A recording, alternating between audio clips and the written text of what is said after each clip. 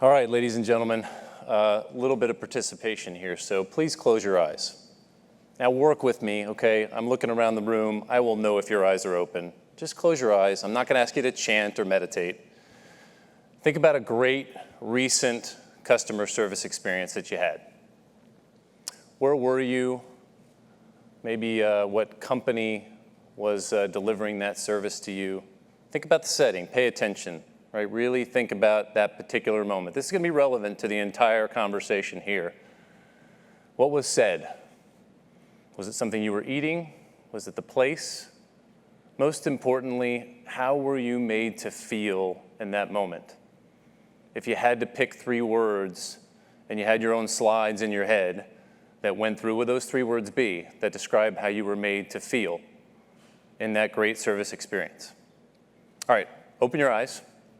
So, how many people in the room, it took you a while to remember that moment?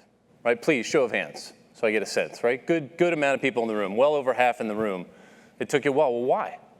And why is it that it took you a while? Probably was helpful that I went through all these belabored questions, making you wonder, making you think, giving you time.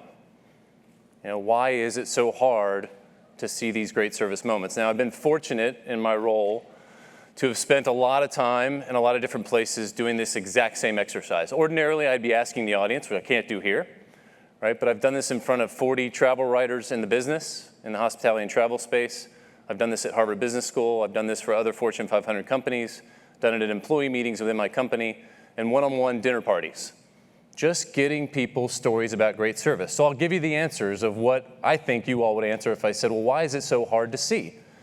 First of all, our memories are short. So most people say, well, it just took me a while. What did I do last week? Right? Where was I? What vacation was I on last? Maybe what restaurant I went to? Right? If I asked you all what you did last Friday, it'd probably take you a while just to remember that. You'd have to look at your calendar. I have a coach who says, don't even look at your calendar. If you don't know, it wasn't that important. Right? I'll always get the response of, well, I can gladly and easily tell you a bad service experience. Now, how sad and unfortunate is that? Right? But bad service experiences are often more memorable and more visceral, easy for us to repeat. I often get the response, well, I haven't really had that many. Equally and incredibly sad, right? That it took you a while because you haven't had that many great service moments, right? So there's lots of excuses as to why. So I'm here to tell you folks, the bar is low. It is an unfortunate reality that we don't remember those moments, that they are harder to find, that they are fleeting, that bad service moments are easier to remember than those great moments. Now, is great customer service a worthy goal? No doubt. When people are in this room, and anybody, no matter what business you're in, you want to deliver great service. There's volumes of books, huge amounts of research, tons of TED conferences and TED speeches on great service. So why is it so difficult to remember? Why is it hard to attain? But it is a worthy goal. It's worth spending the time and effort. So I'm going to spend a little bit of time here just telling you why I believe the bar is low. Now, I promise not to depress you, because there's great news that the bar is low. And I'm going to tell you why it is low, and then also, well, how do I raise it for myself? How do I raise it for my own organization? How do I compete in that kind of an environment? So first of all, the bar is low because the extra mile is a lonely place. Now, literally, if you go off and Google the words extra mile, you will get, caution signs and T-shirts and cat posters that say the extra mile is a lonely place. Go the extra mile, there's no traffic there. Well, why is that? Now, all of us grew up in schoolyard environments, right? The kid that was a little bit more nicer to the teacher, right, did whatever she wanted, was the teacher's pet, right? You're in a team environment, you're on a project, and there's one particular person who works a little harder and does a little bit more. Pretty common phrase, don't make us look so bad, right? Come back into the group here, right? Work at our level, right? You have somebody in an office environment who just happens to hang out with the boss a little too much, right? Spend a little more time saying, what can I do for you? What can I do for you today? What is that person called? A brown noser, right? They're out there and they're trying to make themselves known, and everybody else in the office is saying, hey, you know what? Hey, don't spend so much time over there trying to make yourself known. Because we tune into WIFO, or WIFM versus WIFO. Our radio station is innately programmed in us of what's in it for me. Now, you may wonder, as a CEO of a hospitality company, how could I possibly be an expert on selfishness? Well, I learned it from the oldest profession in the planet. It's not the one you're thinking of. Parenting, right? Plenty of parents in the room. Anybody here have kids? These are my two boys, Matthew and Eli, and their first four-letter word was mine. Right? We are innately selfish. We are born to focus on our own self-interest, our own self-preservation, and then we think about community after that. Now, we are stronger together, but at the end of the day, we do focus on our own needs first. A sad, unfortunate, but a real fact. And anybody in here who is a parent who doesn't believe me, then you have given birth to the second coming of Christ, and I would like to meet you after this event, right? Because you see it in your children from the time that they start before they can even talk. And I teach 2-year-olds for a living every other Sunday, so I see it every single month. And it is amazing how prevalent that self-need is and comes first. And it's really hard to serve people well if you don't focus on WIFO, which is what's in it for the other person. Because we train on instruction, not on inspiration. Our industry and many industries are built. Now, I used to be a consultant, so everything can be put in a 2x2 matrix, by the way. Everything. Everything on the planet can be put in a 2x2 matrix. But most customer service cultures are built on a high amount of instruction. Do this, don't do that. Say this, don't say that. Wear that, don't wear that. Tattoo this, don't tattoo that. Wash here, wash there, please wash every day, right? I mean, literally, shave this, don't shave that. Forbes, AAA, in the hospitality industry, tons of instruction. Tons of manuals. We even train our people to focus on what is policy, right? Has anybody ever heard that excuse? Well, that's not our policy, sir or ma'am, that's not our policy, versus what is right and what ultimately solves the problem, versus focusing on inspiration. You know, Simon Sinek would say, well, the why versus the what, same thing. Inspiring people to believe in why they should provide that level of service, why they should step into those situations, why they should solve the problem. Now, at the end of the day, there is great news about this concept of the bar being so low, right? There's a good reason behind it, right? It's easy to find, it's easy to compete. At the end of the day, it's easy to jump over the bar because it's low. You don't see a lot of great service in your industry? Well, how do I compete? So let me give you a couple examples of this.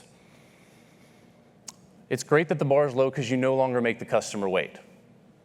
Major cable company in my market has a great commercial running right now about showing up when you want them to versus the 4-hour window that you normally have for a cable company. Wow. You're going to show up when I want you to? Really? Now, can you imagine the competing cable company boardroom? Oh my God, what are we going to do? Our drivers are going to go nuts. Our installers are going to go crazy, right? How could we do this to them? We're actually going to meet the customer when they want us to be there? Are you insane? Do you know how many problems, you know how many union issues we're going to have with that? But the reality is, they're just showing up when we want them to, but for decades, we've been okay with a 4-hour window. In the midst of instant gratification, instant communication, just now, one company said, we're going to do it. We're not going to tell anybody, but we're going to do it. Right? We're going to go out there and we're going to do that. And it took courage to do that. Because proactive service is near extinction. So I just bought a house. I'm literally moving in on Friday. And my mortgage team was phenomenal. They never had me guessing. They were a step ahead every time. They constantly were telling me where I was in the process. I never, literally never had to ask them a question and find out what I needed to do next. They were constantly ahead of me. Audrey and Philip, fantastic. Now, raise your hands if when you closed your eyes, you thought about your loan servicer. My guess is, yeah, nobody in the room thought about their mortgage closing, about a great experience. But the reality is, all that Philip and Audrey did was proactively engage what they were experts in and what I clearly had no time to manage. And they just did it for me. And it was all easy. And I got it all done. Because my pleasure beats no problem. Anybody in the room been to Chick-fil-A? Largely in the South, right? Atlanta-based company. You know, you read this statement on the slide, and they're not just about serving chicken in a fast food environment. And every single individual serving in every single Chick-fil-A I've ever been to uses the words "my pleasure," which just makes you feel a little warm and fuzzy than no problem. Or even "you're welcome." My pleasure gives you a sense they actually care. It's their pleasure to serve. They're tuned into WIFO. They get it. They want to be there. I mean, for God's sakes, because clean bathrooms are a differentiator. Now, probably a lot fewer hands. Anybody in this room been to Buc-ee's? Yeah, there's a few in here. These are massive, mega, beef jerky, religion, candy, every soda you can imagine gas stations. Literally 60,000 square feet, probably 120 terminals, massive gas stations on the roadsides, mostly in Texas. Their differentiator is a clean bathroom. And literally, for hundreds of miles in advance of arriving at a Buc-ee's, you will see billboards telling you to wait so you can pee in cleanliness and peace. Literally. It is worth advertising because the bar is so low in roadside gas stations, in the bathroom. It is worth advertising for hundreds of miles that you actually take care of your bathroom. Sad, but true. Because at the end of the day, the odds are ever in your favor. In my industry and with my team and with every employee and in every orientation I talk about, imagine the journey of our guest. Right, we run hotels, okay, so you're standing behind the front desk or you're a bellman at the front or you're picking somebody up at the airport. Just imagine their journey. Take yourself through it. What have they been through? They've been through taxi cabs, TSA, public transportation, airlines, delays, weather, packing their bags, usually not a great thing, right? How low is the bar by the time they arrive at that front desk? You don't have to do much. Please don't say checking in. Please say anything but that, and you will blow them away. You will make them feel welcome. They don't feel real good after everything else they've gone through, so the odds are in our favor. We have the opportunity to blow them away because the bar is low in every other step of travel prior to that. All right, so have I depressed you enough? All right, how do I raise the bar? How do I fix this? How do I think about it for my own business, for my own industry? Well, a couple of recommendations. First of all, just be a great consumer of great service. Be participating. How many of you, when you closed your eyes earlier, thought about what you did in that scenario? Think about it now. What did you do? How did you respond? Did you engage? Now, you probably tipped. Gratuity is always one of those things. That's fine. Certainly not suggesting you don't do that. But what did you say? Did you engage the person? Did you use their name? You know, we all have name tags in the hotel business. Did you use the name? Be somebody that deposits into the emotional bank account of every single service professional how well they did for you today. Audrey and Philip got multiple emails from me, and by the way, their bosses got emails from me.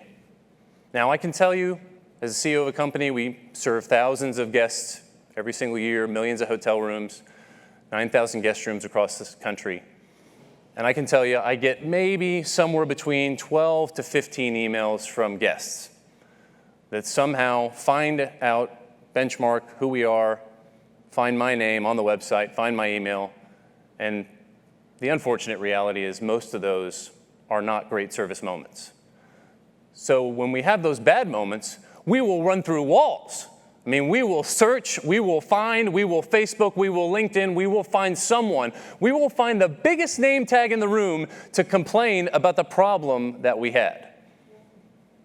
But when we have great service and those moments you all remembered, what do? We usually don't do much at all. And I can tell you, maybe one out of those 12 to 15 is somebody saying, I had a great experience. By the way, every single one of them gets responded to, because again, that's a low bar, just the fact that I respond. is the fact that nobody responds when you go to the top of the organization. But the fact that I respond alone helps. But the person who takes time to reward us and tell me that we did a great job, I will go through the roof for them. I will be their personal concierge. Now, I will fix the problems and do everything on the bad side, but trust me, we have to be a participant in this, and we have to be great consumers of great service. Be on that road, that extra mile road, where there's a ton of people at the beginning of the extra mile saying, no, don't go, it's not worth it, don't do it, right? You'll get hurt. Be on that road with signs saying, go, keep going, it's worth it, make it happen, do it, keep running, run fast. Don't listen to those people back there. Be the extra achiever. Be on that extra mile, be at the end of the extra mile having a frickin' party, because it is so much more meaningful to be there. And create a culture around storytelling. You have to tell these stories. Today, most of our memories that we create are a Facebook post, a LinkedIn note, a tweet, a Snapchat, and it disappears. And it's gone. It's where society is today. But cultures were built on stories. Our grandparents' stories and immigrant stories were built on storytelling. Sitting around the neighborhood, sitting around the campfire, sitting around the dinner table, telling stories. That's how memories are made. That's how cultures are built. Be a storyteller. It took you a while to remember at the beginning of this exercise because you probably hadn't told the story once before. If you told the story once before, it comes up in an instant. If you build in your organization a culture around storytelling, and I'm sure you all have great customer service philosophies, but if you tell the story, it opens the eyes and ears to your employees to see what the emotional impact looks like to the guest, to the person you're serving, and it helps them feel like it's real. It makes it attainable. It turns a big poster board of service philosophies into a belief system that you can really easily get behind. So good news is, at the end of the day, the bar is low. And if you look around long enough, it's really easy to find in your industry. The reality is probably most of the people you compete with suck at service. That is the unfortunate reality, but it's great because if you find it, and I can give you tons of examples, lawyers that charge too much, doctors who don't show up on time. Oh, and then by the way, when you don't show up on time, they cancel your appointment. Yes, thank you very much, right? Car mechanics who do too much to the car, right? The flight agent who's a little bit surly and the flight attendant who just isn't happy that day. And gosh darn politicians. The bar is so incredibly low and subterranean in many, many places. But service is worthy. It's worthy going after. But you've got to change the radio station. Got to be focused on WIFO. You've got to tell stories.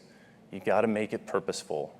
You got to engage your team. Have them believe in what they're accomplishing and understanding why they do what they do, why they wake up every day, and why it fills their emotional bank account to make it worthwhile. So just in case, by the way, if I haven't convinced you about this whole idea of the bar is low, tune into my next TED Talk, which is the bar is low and the unfortunate reality of being a boss. Thank you very much.